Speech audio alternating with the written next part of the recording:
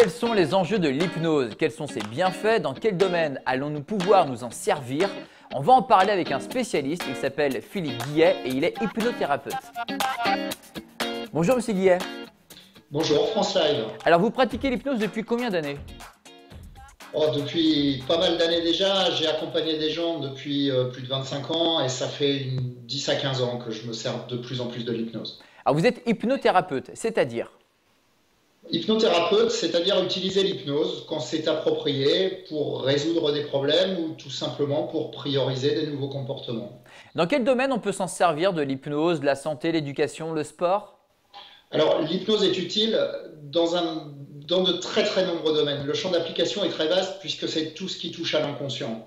Donc ça va être aussi bien pour régler des soucis de type phobie, stress ou au contraire pour prioriser des choses, par exemple préparer un entretien d'embauche ou encore préparer une compétition sportive par exemple ou des études.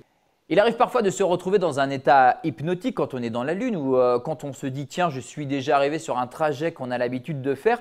Donc sans le savoir, on se retrouve dans un état hypnotique. Je prends l'exemple de Bertrand Piccard, aventurier et psychiatre qui s'est lancé dans un défi fou, faire le tour du monde à bord de Solar Impulse 2. C'est un avion solaire sans pilotage automatique et il utilise l'auto-hypnose pour se reposer. Est-ce que tout le monde peut pratiquer l'auto-hypnose ?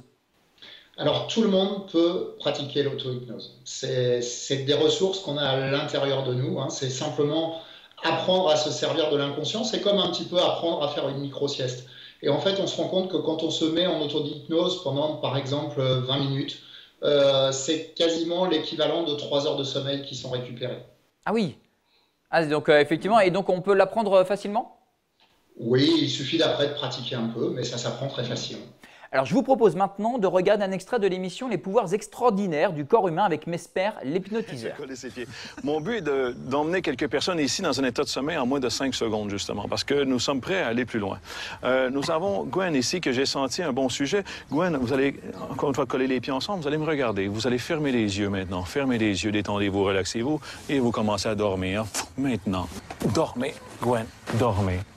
Vous vous sentez bien. Qu'est-ce que vous pensez de cet hypnotiseur qu'on voit partout à la télévision?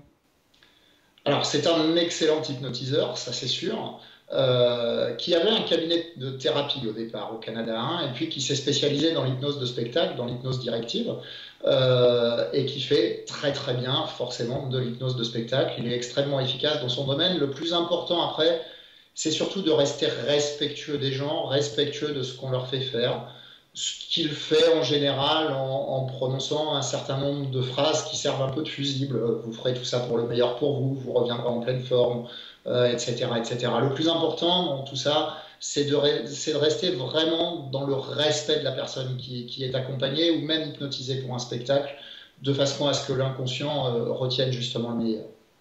Est-ce que tout le monde peut être hypnotisable ? Alors, l'hypnose est un état naturel, donc tout le monde est hypnotisable.